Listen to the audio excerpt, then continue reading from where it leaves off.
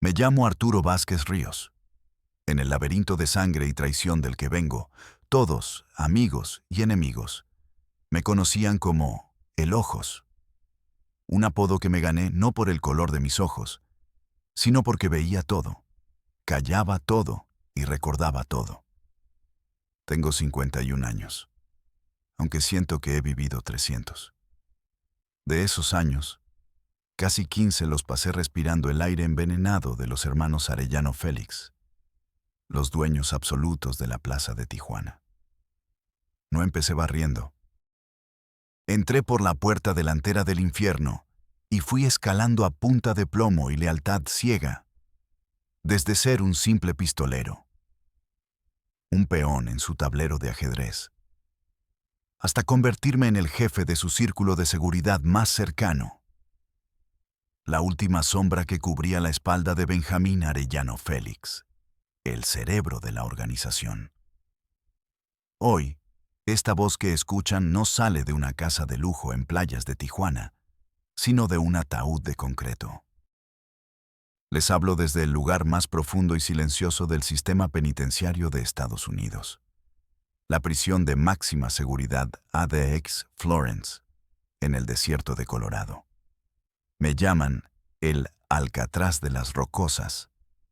Aquí no hay patios, no hay contacto con otros reclusos. 23 horas al día encerrado en una celda donde la cama, el escritorio y el taburete son de cemento pulido. Cumplo una condena que es una burla matemática. Cadena perpetua más 30 años. Estoy enterrado en vida, un fantasma con número de prisionero. Y es precisamente por eso. Porque ya no me queda nada que perder. Porque mi familia cree que morí hace años y porque los hombres a los que serví están muertos o encerrados como yo. Que he decidido romper el juramento de silencio que sellé con sangre. Quiero que sepan la verdad. Todo lo que leyeron en los periódicos, lo que vieron en las noticias, lo que los propios gobiernos de México y Estados Unidos les contaron sobre la guerra salvaje que desangró la frontera en los 90 y principios de los 2000. Es una puta mentira. Una farsa bien construida. Una cortina de humo para ocultar un horror mucho mayor. La imagen que les vendieron era simple. Los Arellano de Tijuana contra el cártel de Sinaloa del Chapo y el Mayo. Una guerra por el control de las rutas, por los miles de kilos de cocaína que cruzaban la línea hacia San Diego. Y sí, había droga. Toneladas de ella. Pero esa era solo la fachada del negocio, el producto visible que justificaba la carnicería. Los cuerpos colgados de los puentes, los pozoleados disueltos en ácido, las balaceras a plena luz del día en los restaurantes de lujo. Todo ese teatro de la muerte tenía un propósito mucho más oscuro. La guerra real, la que fracturó pactos sagrados y nos llevó a cazarnos como perros rabiosos, no era por el polvo blanco, era por la carne, por el control absoluto, monopólico, de la trata de personas. La cocaína te da millones, sí, pero es un recurso finito. La mercancía humana, en cambio, es una fuente inagotable de dinero. Un río de miseria que fluye desde el sur. Un recurso renovable que no necesita ser sembrado ni procesado. Solo necesita ser cazado. Mujeres, niños, migrantes desesperados. Esa era la verdadera joya de la corona. Un negocio multimillonario que involucraba no solo a narcos, sino a políticos de alto nivel, empresarios de ambos lados de la frontera y a las mismas fuerzas del orden que supuestamente nos combatían. Y nosotros, los sicarios, éramos simplemente los capataces de la plantación de esclavos más grande del continente. Seguramente se están preguntando cómo un tipo normal, un mecánico que se pasaba los días con las manos llenas de grasa en un pequeño taller de la Colonia Libertad, a unos metros del muro fronterizo, termina siendo el ángel de la guarda de uno de los hombres más buscados del planeta. Déjenme decirles que mi historia no empezó con la codicia. No soñaba con las RAM del año, ni con las esclavas de oro, ni con las fiestas privadas con grupos norteños. Mi motor de arranque fue algo mucho más puro y corrosivo. El odio. Un odio tan concentrado que podría haber disuelto el acero. Tenía una hermana menor, Sofía. Era la luz de nuestra casa. Tenía 16 años. Una sonrisa que te desarmaba y soñaba con estudiar para ser enfermera en San Diego. Yo era su protector, su confidente, su todo. Una tarde de mayo, el calor pegaba duro y el aire olía a asfalto derretido.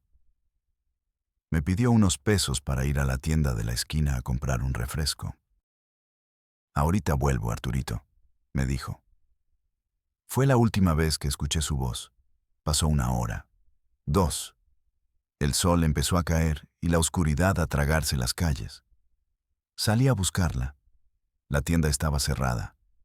Nadie la había visto. Mi madre y yo recorrimos el barrio toda la noche, gritando su nombre hasta quedarnos sin voz.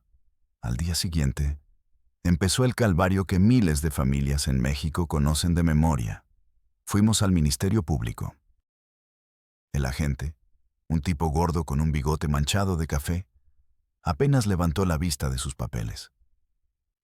«Seguro se fue con el novio», dijo con un desdén que me hizo querer saltar sobre el escritorio y romperle la cara. ¿Tenía novio?, insistió. No, Sofía no tenía novio. Su vida era la escuela y su casa. Nos tomaron la declaración de mala gana, nos dieron un número de folio y nos mandaron a casa a esperar. Pegamos su foto en cada poste de luz, en cada parada de camión, en cada tortillería.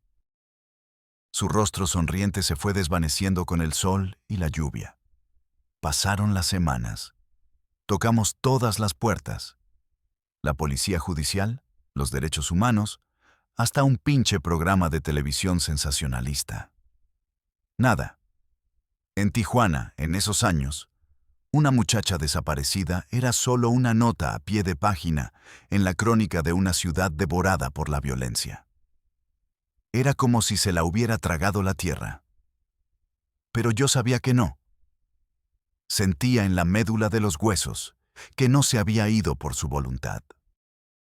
Un vecino, un anciano que se pasaba el día en una mecedora en su porche, me jaló un día y me dijo en un susurro tembloroso que la tarde que Sofía desapareció, vio una camioneta Grand Cherokee, de esas que no eran del barrio, sin placas, con los vidrios polarizados, estacionada en la esquina. Vio cómo 2 hombres la subían a la fuerza. No dijo nada por miedo. Son gente mala, mijo. No te metas. Pero sus palabras, en lugar de asustarme, encendieron la mecha. La desesperación se convirtió en rabia. Empecé a preguntar dónde nadie se atrevía. Frecuentaba cantinas de mala muerte, hablaba con polleros, con pequeños traficantes, con cualquiera que tuviera oídos en el bajo mundo. Mi nombre empezó a sonar. El hermano de la desaparecida que está haciendo muchas preguntas. Y cuando preguntas mucho en el infierno, el diablo te contesta. Un día, mientras ahogaba mi frustración en tequila barato, se me acercó un tipo. No era un matón. Vestía bien. Me dijo que sus patrones habían escuchado mi historia y querían hablar conmigo. Me citó al día siguiente en un café. Fui. Me estaban esperando 2 hombres. Se presentaron como gente de la familia. Les conté todo, mi voz quebrada por el dolor y la impotencia.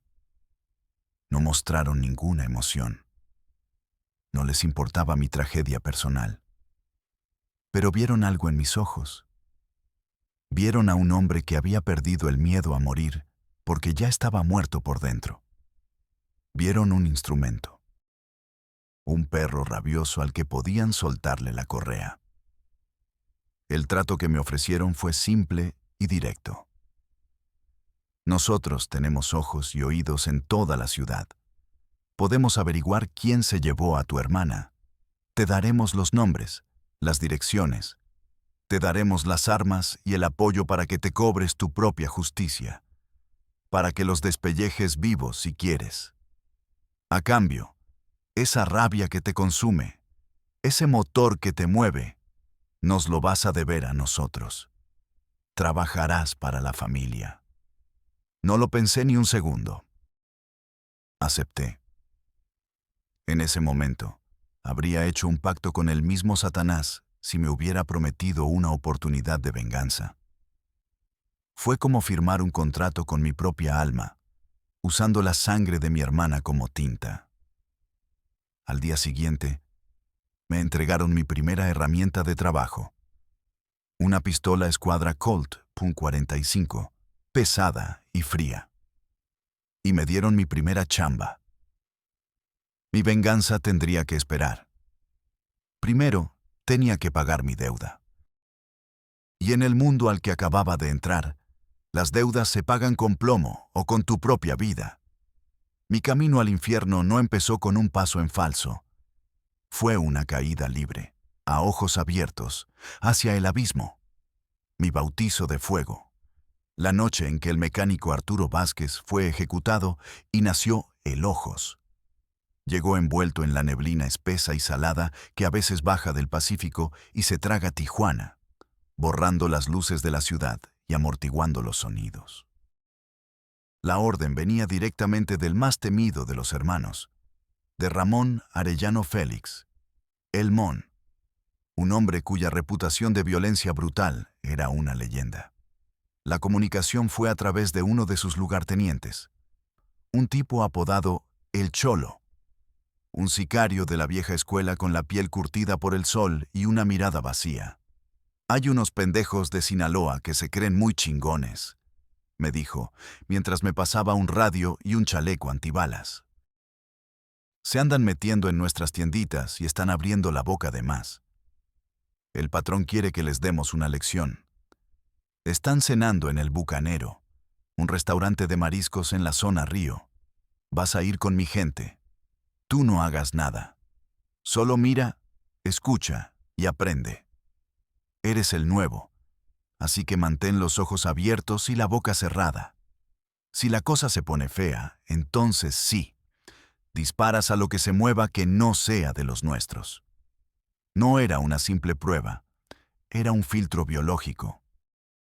O demostrabas que tenías la sangre fría para pertenecer, o tu cuerpo terminaba en la misma escena del crimen. Nos movimos en un convoy de 2 camionetas Suburban negras, sin placas, con los cristales tan oscuros que parecían agujeros en la noche. Viajábamos en silencio. Los otros 4 tipos que iban en mi camioneta revisaban sus armas, cuernos de chivo y R-15, con una calma profesional que me helaba la sangre. Yo sentía un nudo en el estómago. El corazón me golpeaba las costillas como un martillo. Apreté la cacha de la 45 que llevaba fajada en la espalda. Su peso era lo único real en medio de la irrealidad de la situación. Aparcamos a una cuadra del lugar. El Bucanero era un sitio de moda, de esos con música de banda a todo volumen que se escuchaba hasta la calle. El olor a ajo, a camarón frito y a perfume caro se mezclaba en el aire. Nos dividimos. El Cholo y yo entramos como clientes normales. El lugar estaba a reventar. Familias, parejas, grupos de amigos. Me sentí sucio, un lobo entrando en un corral de ovejas. El Cholo me señaló con un leve movimiento de cabeza una mesa al fondo, la más grande, la del rincón. Allí estaban 3 tipos con el estereotipo del narco de Sinaloa, camisas de seda con estampados llamativos, botas de piel de avestruz, cadenas de oro gruesas como cadenas de perro.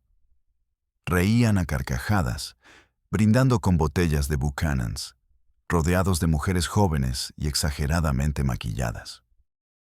Parecían los dueños del mundo. Nos sentamos en la barra, de espaldas a ellos, pero observándolos por el espejo. La espera fue una tortura. Cada minuto se estiraba como una liga a punto de romperse. Sudaba frío. Me temblaban las manos. ¿Nervioso, morro?, me preguntó el cholo, sin mirarme. Asentí. El miedo te mantiene vivo, dijo. El pánico te mata. Aprende la diferencia. De pronto, su radio vibró. Se lo llevó a la oreja. Escuchó un segundo y luego me miró. Asintió una sola vez. Era la señal. Lo que vino después fue un instante de violencia tan puro y concentrado que el tiempo pareció detenerse. Las puertas del restaurante se abrieron de golpe y entraron 4 de los nuestros, con los rostros cubiertos con pasamontañas y los cuernos de chivo listos. No hubo gritos, no hubo advertencias. El estruendo de las ráfagas fue apocalíptico, un sonido que te desgarraba los oídos y el alma. La música de banda se ahogó en una sinfonía de muerte. Los espejos y las botellas de la barra estallaron en 1000 pedazos. La gente gritaba, se arrastraba por el suelo entre los vidrios rotos y los charcos de cerveza y sangre. Yo me quedé paralizado, petrificado por el espectáculo. Vi cómo los cuerpos de los sinaloenses eran sacudidos por los impactos, cómo la seda de sus camisas se teñía de rojo oscuro. Uno de ellos, ya en el suelo pero todavía vivo, con un último gesto de desafío, logró sacar una pistola. Apuntó a ciegas hacia la entrada. Fue un acto reflejo, un impulso animal. Saqué mi 45, la amartillé y le vacié el cargador entero en el pecho. No pensé, solo reaccioné. El retroceso del arma sacudiéndome el brazo, el olor acre a pólvora quemada, el sonido sordo de las balas impactando la carne. Todo se grabó en mi cerebro con fuego. Salimos de allí tan rápido como entramos, dejando atrás un infierno de muerte y pánico. De vuelta en la suburban, el silencio era total, solo roto por el chirrido de las llantas en el asfalto. Nadie celebraba. Era solo un trabajo más. El cholo abrió una guantera, sacó una botella de tequila y me la pasó. Bienvenido a la familia, Ojos, me dijo, y por primera vez me llamó por el apodo que me acompañaría el resto de mi vida. Me dio una palmada en la espalda que casi me saca el aire. Tienes agallas y buena puntería. Bebí un largo trago. El alcohol me quemó la garganta, pero no pudo apagar el fuego helado que sentía por dentro. No sentí orgullo. No sentí poder. Solo un vacío inmenso. Pero había cruzado una línea invisible. Ya no había forma de volver atrás. Esa noche, el mecánico que soñaba con vengar a su hermana fue enterrado bajo los escombros de un restaurante de mariscos. Y de sus cenizas nació el Ojos, un asesino. Mi ascenso dentro de la organización fue vertiginoso. En ese mundo, no importan tus estudios ni tu apellido. Las únicas divisas que tienen valor son la lealtad a prueba de balas y una indiferencia absoluta a la hora de quitar una vida. Y yo tenía ambas en abundancia. Mi sed de venganza se había transformado en una especie de profesionalismo frío.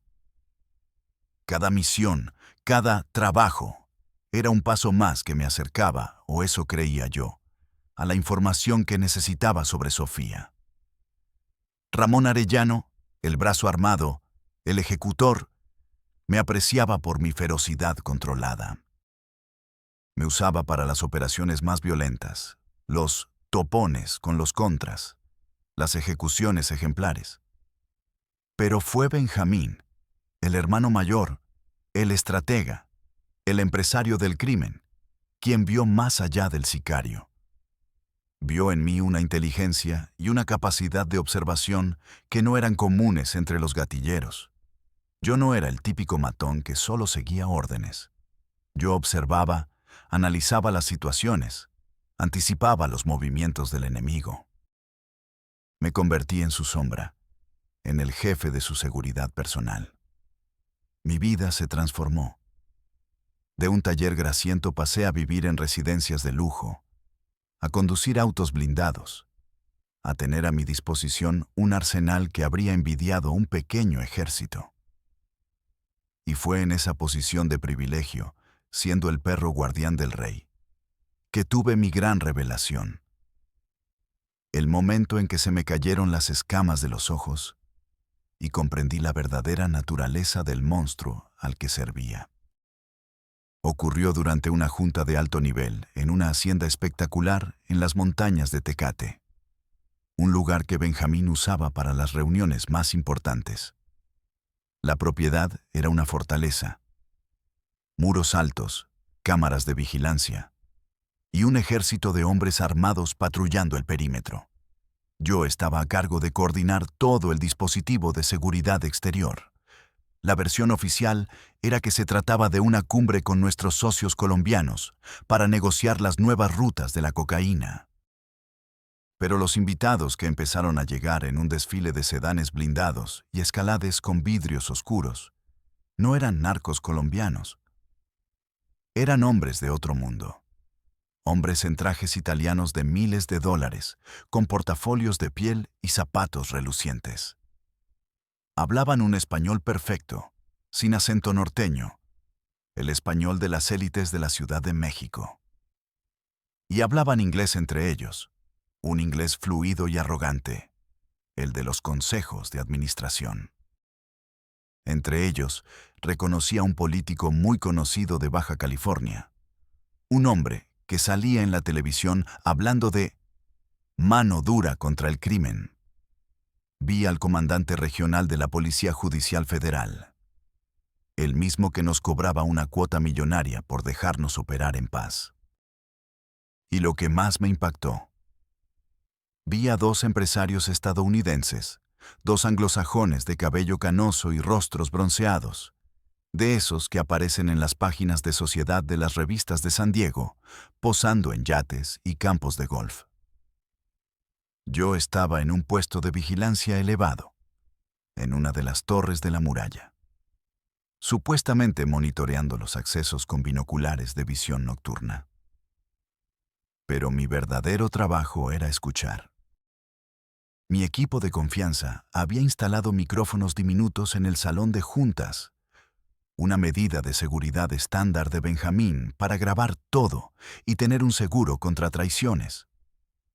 Yo recibía la señal de audio directamente en mi auricular. Y lo que escuché esa tarde cambió mi vida para siempre. No hablaban de toneladas de cocaína, ni de precios por kilo. Las palabras que se repetían una y otra vez eran logística de tránsito, rutas seguras de personal, mercancía fresca, contenedores climatizados, catálogos y cuotas por cabeza. Al principio, pensé que era un lenguaje en clave para la droga. Pero entonces escuché la voz del político, clara y nítida. La ruta que viene de Centroamérica, pasando por Chiapas, sigue siendo la más rentable. Esa gente no tiene papeles, son invisibles. Si desaparecen 100 o 200, nadie los va a reclamar. Podemos mover un promedio de 250 por semana sin que se encienda una sola alarma. Hubo un silencio. Y luego uno de los empresarios gringos respondió en inglés, con una voz fría y calculadora. My clients on the West Coast are expanding. They don't care about the origin, as long as the product is young and healthy. The demand for Eastern European product is down, too much risk. Central America is the new gold mine. The market is unprecedented. Mis clientes en la costa oeste se están expandiendo. No les importa el origen, siempre que el producto sea joven y sano. La demanda del producto de Europa del Este ha bajado. Demasiado riesgo. Centroamérica es la nueva mina de oro. El mercado no tiene precedentes. La sangre se me convirtió en hielo. El producto, la mercancía fresca. No era cocaína, eran personas, mujeres, niñas, adolescentes. Estaban sentados en una mesa de caoba tallada, bebiendo coñac y diseñando la cadena de suministro de la esclavitud del siglo XXI, como si estuvieran planeando la distribución de aguacates. Y los Arellano Félix, los narcos más temidos y sanguinarios de México, eran solo los gerentes de logística, la mano de obra violenta que se encargaba de limpiar las rutas de competidores y de entregar el paquete en la frontera. Los verdaderos dueños del circo no olían a pólvora, sino a loción cara y a poder político. Ese día comprendí la escala real del negocio. Entendí que la guerra contra Sinaloa no era una simple disputa territorial. Era una guerra de corporaciones luchando por el monopolio de la mercancía más valiosa. Y comprendí que nosotros, los sicarios, éramos los monstruos que todos veían en las noticias para que nadie se fijara en los verdaderos demonios. Los que se vestían de traje y corbata y se sentaban en las mesas donde se toman las decisiones de verdad. Me volví indispensable para Benjamín. Él valoraba mi capacidad para ejecutar órdenes sin hacer preguntas y, sobre todo, mi silencio sepulcral. Confiaba en mí no porque me considerara un amigo, sino porque me veía como una herramienta eficiente y sin emociones. Mi rol en la organización se expandió más allá de la simple seguridad. Me convertí en su solucionador de problemas, el encargado de los trabajos sucios que requerían más cerebro que balas. Me encargaba de la limpieza social, un eufemismo que usábamos para describir la desaparición forzada de periodistas que investigaban más de la cuenta, de activistas que organizaban a las familias de los desaparecidos, o de cualquier político de bajo nivel que se negara a cooperar. Recuerdo una vez que tuvimos que convencer a un funcionario de aduanas en la garita de Otay. El tipo era nuevo, un idealista de la Ciudad de México que no entendía las reglas de la frontera. Estaba deteniendo nuestros camiones, haciendo inspecciones exhaustivas. Benjamín me dio la orden. Arréglalo, ojos, pero sin escándalo. No lo quiero muerto, lo quiero de nuestro lado. En lugar de secuestrarlo, investigué su vida. Descubrí que tenía una hija con una enfermedad rara que requería un tratamiento carísimo en Estados Unidos.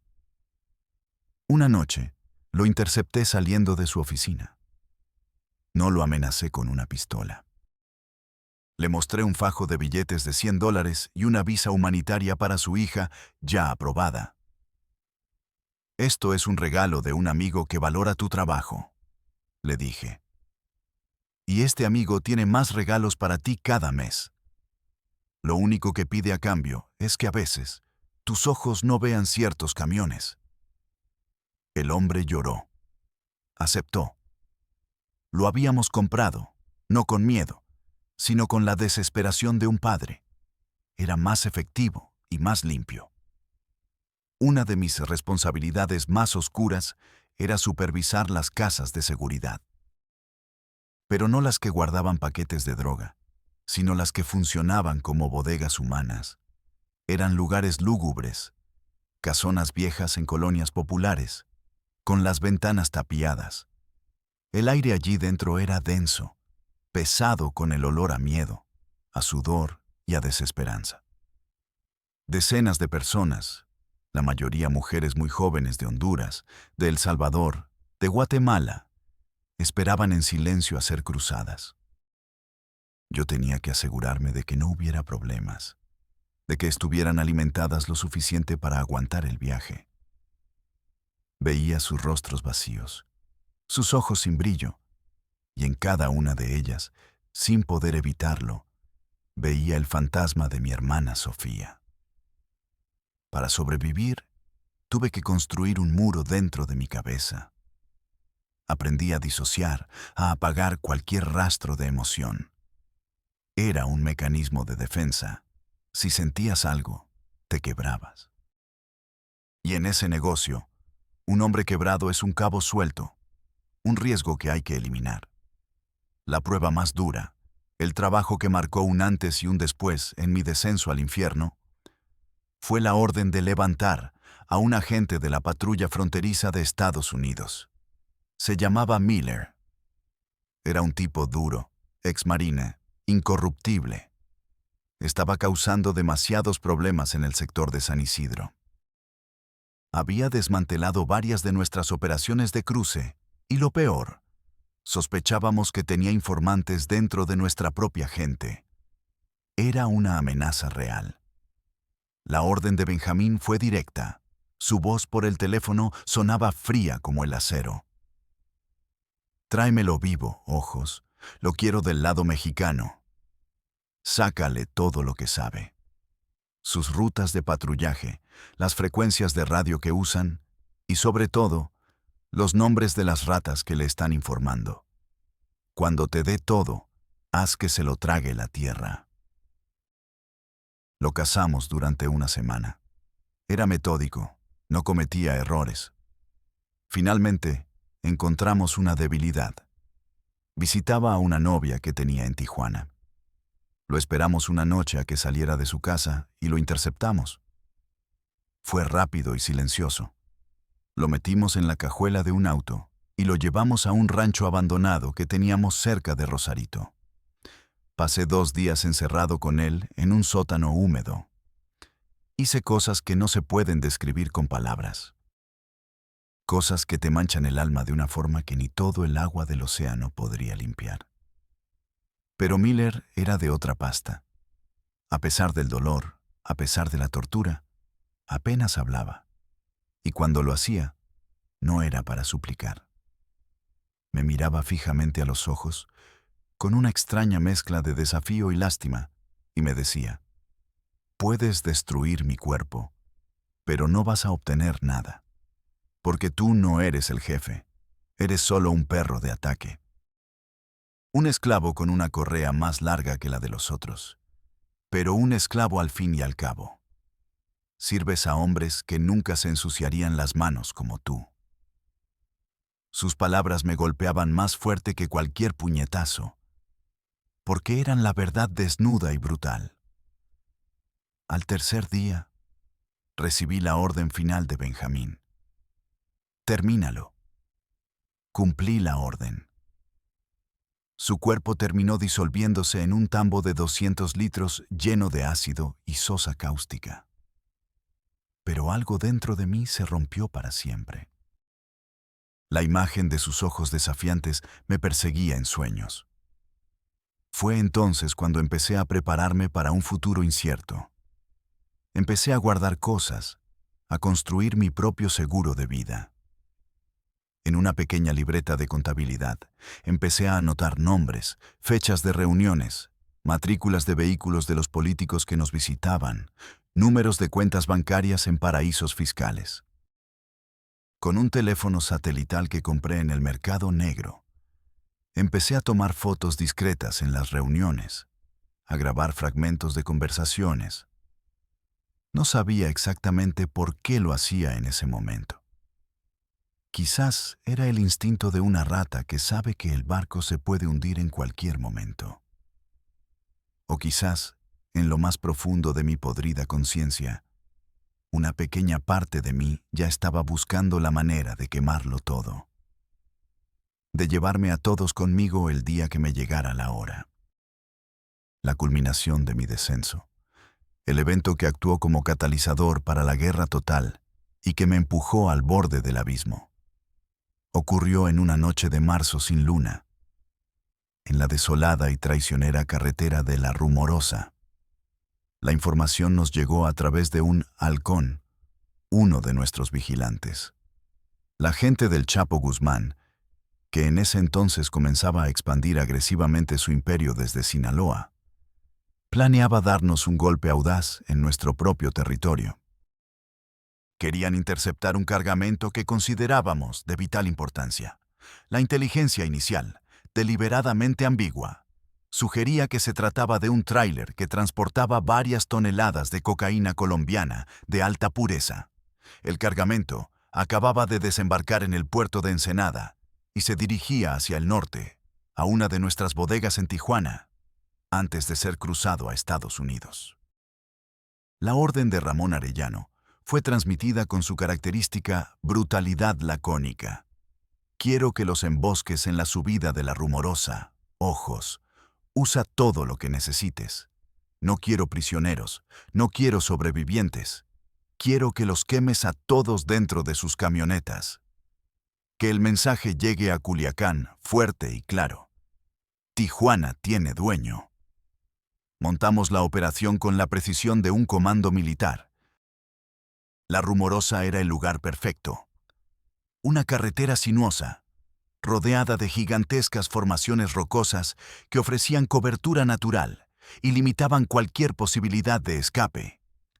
Bloqueamos la carretera en un punto ciego de una curva cerrada, usando 2 camiones de volteo cargados de arena. Mi equipo, un grupo selecto de 20 de mis hombres más leales y sanguinarios, estaba apostado en las alturas de las rocas. Estábamos armados hasta los dientes. Fusiles Barrett calibre .50, capaces de atravesar blindajes, lanzagranadas y una cantidad de munición suficiente para sostener un asedio. Esperamos en el silencio gélido del desierto, un silencio solo roto por el silbido del viento entre las piedras. La tensión era palpable. Después de casi 2 horas de espera, vimos sus luces. Un convoy de 3 camionetas Lobo artilladas, escoltando un tráiler de caja seca, idéntico al que supuestamente era nuestro. Cayeron en la trampa como ratones. En cuanto el tráiler se vio forzado a frenar por el bloqueo, desatamos el infierno. La primera ráfaga de un Barrett destrozó el motor de la camioneta líder, convirtiéndola en una bola de fuego. A partir de ahí, fue una masacre. El estruendo de los disparos rebotaba en las montañas, creando un eco ensordecedor. Las balas calibre .50 desgarraban el metal de las camionetas como si fuera papel de aluminio.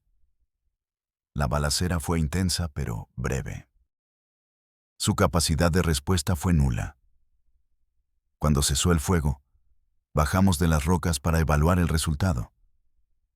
La escena era dantesca. Cuerpos destrozados, vehículos en llamas, el olor a pólvora, a gasolina quemada y a sangre mezclándose en el aire frío de la noche. Pero cuando uno de mis hombres forzó la puerta del tráiler que ellos custodiaban, esperando encontrar los paquetes de cocaína, el olor que nos golpeó no fue químico. Fue un olor orgánico, agrio, el olor inconfundible del miedo humano. Adentro, en la más absoluta oscuridad, iluminada solo por las linternas de nuestros rifles, había más de 80 personas. La mayoría eran mujeres muy jóvenes, casi niñas, y algunos adolescentes varones. Estaban hacinadas, aterradas, temblando, llorando en un silencio ahogado para no hacer ruido. Sus ropas eran humildes, sus rostros marcados por días de viaje.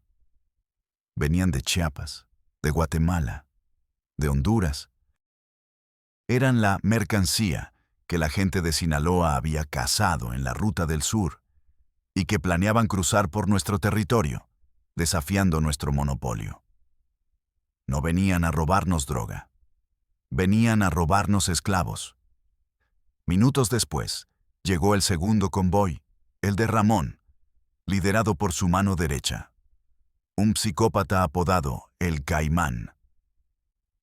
Al ver el contenido del tráiler, una sonrisa torcida se dibujó en su rostro. «Doble premio», dijo relamiéndose.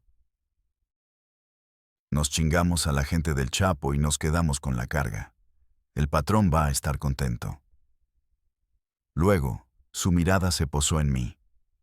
Sus ojos eran fríos como los de un reptil. «Ojos, el patrón dice que asegures el paquete. Interroga a las que se vean más enteras. Saca toda la información sobre las rutas que usaron los sinaloenses, quiénes son sus contactos en el sur. A las demás, límpialas. Son demasiadas bocas. Demasiado riesgo dejarlas vivas. No podemos permitirnos ningún testigo. Y fue ahí, en medio de ese cementerio de acero retorcido en el desierto, bajo la mirada de las estrellas indiferentes, que mis ojos se cruzaron con los de una niña acurrucada en un rincón del camión. No tendría más de 14 años. Sus ojos eran grandes, oscuros y estaban llenos de un terror tan puro que me paralizó. Y en ellos vi a Sofía. Vi el rostro de mi hermana en esa niña. En ese instante, todo mi mundo, toda la justificación que había construido para mis crímenes, se derrumbó. La venganza que me había impulsado se había convertido en una broma macabra.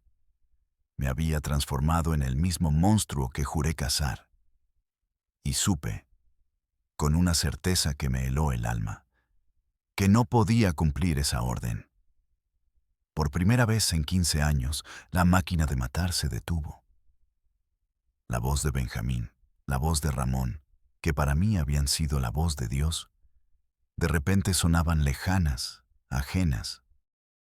Miré a El Caimán, que ya estaba dando instrucciones a sus hombres para que bajaran a las chicas y las llevaran detrás de unas rocas. Miré a mi propia gente, que me observaba esperando mi señal, sus rostros endurecidos por la costumbre de la violencia, listos para ejecutar la masacre sin pestañear. Y volví a mirar a la niña. Vi el fracaso de mi vida entera reflejado en su terror. Mi búsqueda de justicia por Sofía me había llevado a convertirme en el verdugo de otras Sofías. La ironía era tan cruel que casi me hizo reír. «Hay que moverlas de aquí, ahora», le dije a El Caimán, mi voz sonando extrañamente calmada, mientras mi mente corría a 1000 por hora buscando una salida, una excusa, cualquier cosa para ganar tiempo. Esta carretera va a parecer un hormiguero de federales y militares en menos de una hora. El tiroteo se tuvo que escuchar hasta en Mexicali. No podemos hacer el trabajo aquí. Él me miró con una sospecha evidente. Sus pequeños ojos se entrecerraron. ¿Desde cuándo tan prudente, ojos? A Ramón le gusta el trabajo rápido y sin cabos sueltos. Y a Benjamín le gusta el trabajo inteligente, le respondí, usando el nombre del cerebro de la organización como un escudo.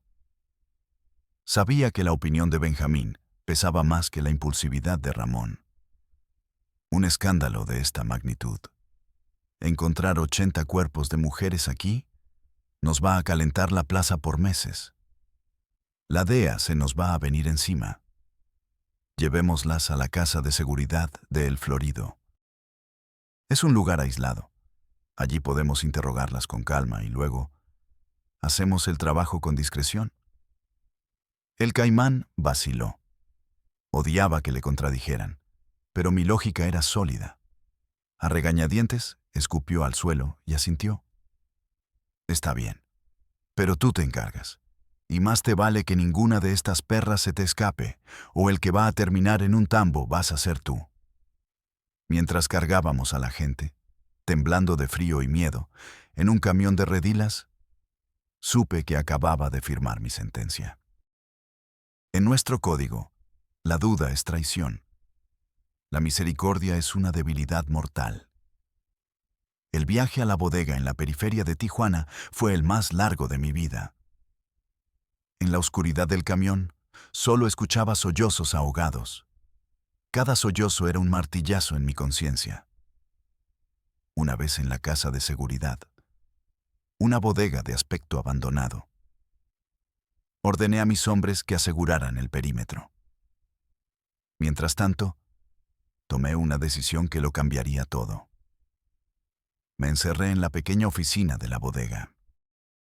Saqué el teléfono satelital que guardaba para emergencias, mi póliza de seguro. Mis dedos temblaban mientras escribía un mensaje de texto a un número que solo había usado una vez. El de un contacto en la DEA. Un agente llamado Harris que había intentado reclutarme años atrás y al que siempre había rechazado con burlas. El mensaje era corto, críptico, una botella lanzada al mar. Contenía solo una dirección, la de la bodega, y 2 palabras: carga humana, urgente. No sé si lo hice por un repentino ataque de conciencia o por un frío cálculo de supervivencia. Quizás fue una mezcla de ambas. Sabía que al enviar ese mensaje estaba traicionando al cártel de la forma más imperdonable. Y para ellos, la traición solo se paga con la muerte más dolorosa imaginable. Le dije a mis hombres que había hablado con el patrón y que la orden era esperar refuerzos antes de proceder. Era una mentira frágil, pero me compró unas horas preciosas. Mi plan era simple y desesperado: tomar el dinero, la libreta con la información y el teléfono con las fotos, y desaparecer. Intentar cruzar la frontera esa misma noche y perderme en Estados Unidos. Pero ellos siempre estaban un paso por delante. Antes de que pudiera siquiera moverme hacia la salida, mi radio personal, la línea directa con Benjamín, sonó. Su voz, siempre calmada, casi paternal, me heló la sangre más que cualquier grito. «Arturo, ¿todo en orden por allá?» «Sí, patrón». Todo bajo control, esperando sus instrucciones. Mentí, mi propia voz sonando extraña en mis oídos. Hubo un silencio que duró una eternidad. Luego, Benjamín dijo, con el mismo tono tranquilo: «Me alegro, porque el Caimán me acaba de llamar. Me dice que te opusiste a una orden directa de mi hermano. Dice que te estás poniendo sentimental. Quiero que vengas al rancho de Tecate a explicármelo en persona. Ahora mismo. Y ven solo, Arturo. Tenemos que hablar». Colgué. No era una invitación. Era una citación a mi propia ejecución. Sabía perfectamente lo que significaba hablar en el rancho. Sabía que si ponía un pie allí, mi cuerpo terminaría como el del agente Miller, un recuerdo químico en un tambo de ácido. Mi tiempo se había acabado. El juego había terminado. Ya no era cazador, me había convertido en la presa. El instinto de supervivencia, aletargado durante años de sentirme intocable, se disparó como un rayo. En el momento en que colgué el radio, supe que tenía segundos, no minutos. Salí de la oficina y le hice una seña a 2 de mis hombres más leales, o los que yo creía más leales. «El patrón quiere que lo vea. Quédense a cargo. Nadie entra ni sale de aquí hasta que yo vuelva». Era una mentira, pero la dije con la autoridad de siempre. Salí por la puerta principal de la bodega, pero en lugar de subirme a mi camioneta blindada, la que todos conocían, rodeé el edificio corriendo y salté la barda trasera que daba a un callejón lleno de basura. Justo cuando mis pies tocaron el suelo, escuché el rugido de motores acercándose a toda velocidad. No era la DEA. No eran los federales. Las luces de las camionetas Ram y Cheyenne eran inconfundibles. Eran ellos. Mi propia gente, los hombres que yo había entrenado, venían a cazarme. Corrí. Corrí como nunca en mi vida, adentrándome en el laberinto de calles sin pavimentar y casas a medio construir de la periferia de Tijuana. La adrenalina era un fuego líquido en mis venas, borrando el cansancio, borrando el miedo, dejándome solo con el instinto primario de huir. Escuchaba el sonido de las llantas derrapando en la tierra, el ladrido furioso de los perros callejeros. Y lo peor de todo, escuchaba sus voces gritando mi apodo en la noche. «¡Ojos! ¡Sal, cabrón! No te escondas como una rata. El patrón solo quiere hablar contigo». Sabía que la única conversación que querían tener conmigo era con el cañón de un rifle. Después de casi una hora de jugar al gato y al ratón, logré despistarlos y llegar, cubierto de polvo y sudor, a un pequeño taller mecánico en una colonia lejana. Allí guardaba un coche de emergencia. Un viejo Tsuru, discreto, abollado. El tipo de coche que nadie miraría 2 veces. Era mi fantasma. Lo arranqué y conduje sin rumbo fijo, con las luces apagadas, solo intentando alejarme de la ciudad, que ahora se sentía como una jaula gigante. Mi plan de cruzar la frontera esa noche se había hecho pedazos. Estaba atrapado en mi propio país, sin aliados, sin lugar a donde ir. Cazado por el monstruo que yo mismo había alimentado y perfeccionado durante 15 años. Las siguientes 2 semanas fueron un descenso a la paranoia más absoluta. Me movía constantemente, durmiendo en moteles de paso en pueblos perdidos de Sonora y Baja California. Nunca más de una noche en el mismo lugar. Pagaba todo en efectivo. Me dejé crecer la barba, me rapé la cabeza, usaba gorras y gafas de sol, incluso de noche. Me sentía como un espectro, mirando constantemente por encima del hombro. En cada camioneta que veía por el retrovisor, veía a mis verdugos. Cada vez que alguien me miraba por más de un segundo, sentía que me habían reconocido.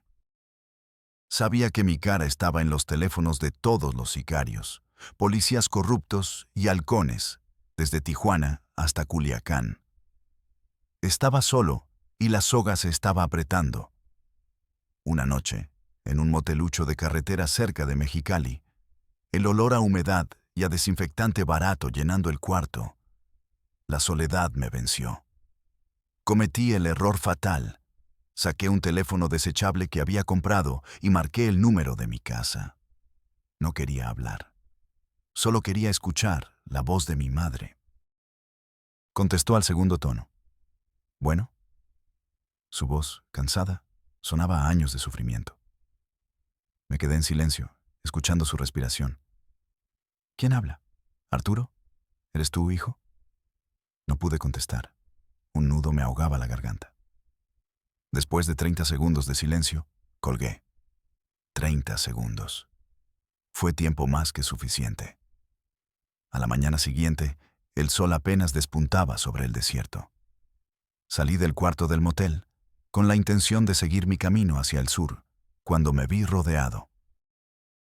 Pero no eran los sicarios de los Arellano con sus cuernos de chivo. Era un equipo de la Marina Armada de México, con sus uniformes de camuflaje y sus rifles de asalto, acompañados por varios agentes de la DEA, altos, rubios, con chalecos que decían US Agent en letras amarillas. Me apuntaban con docenas de armas. Un helicóptero Black Hawk descendió sobre el estacionamiento, levantando una nube de polvo. Arturo Vázquez Ríos, al suelo. Manos en la nuca. Ahora, gritó uno de ellos en un español con un fuerte acento gringo. No opuse resistencia. Sabía que era el fin. Mientras me ponían las esposas, con las rodillas sobre la grava caliente, vi al agente Harris, el contacto al que le había enviado el mensaje. Me miró desde la distancia, con una expresión indescifrable, y solo asintió levemente. En ese instante, lo comprendí todo. El cártel nunca me encontró. Pero mi estúpida llamada a mi madre fue rastreada por las agencias americanas que ya me tenían en el radar.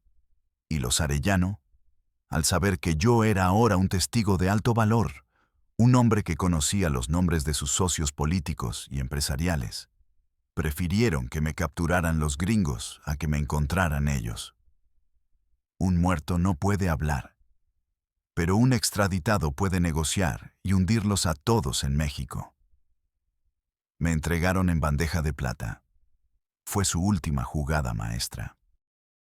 Se aseguraron de que mi testimonio se diluyera en el laberinto del sistema judicial americano, lejos de los tribunales mexicanos donde podría salpicar a sus verdaderos socios. Mi captura no fue un triunfo de la ley. Fue una transacción comercial. Fui una pieza sacrificada en su tablero de ajedrez para proteger a los reyes. Y aquí estoy, el resultado final de todas esas decisiones, de toda esa sangre y toda esa traición, encerrado en esta caja de concreto de 2 por 3 metros, a miles de kilómetros de la tierra donde nací y donde me pudrí.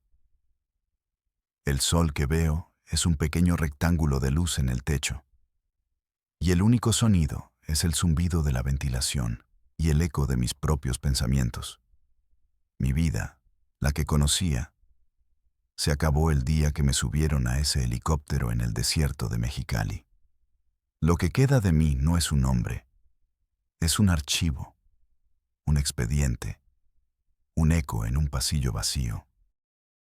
Una historia que muchos poderosos hubieran preferido que muriera conmigo. He decidido hablar ahora, después de años de silencio, no porque busque el perdón. Para gente como yo no existe el perdón, ni en el cielo ni en la tierra. No lo hago para buscar una reducción de sentencia que sé que nunca llegará. Lo hago porque el silencio es el arma más poderosa que tienen estos hijos de puta. El silencio que compran con fajos de dólares y que imponen con el miedo a una muerte horrible. El silencio que les permite operar a plena luz del día, vestidos de empresarios y de servidores públicos. Hablo por la memoria de la niña que vi en ese tráiler en La Rumorosa y por las miles como ella, cuyos rostros nunca aparecerán en las noticias.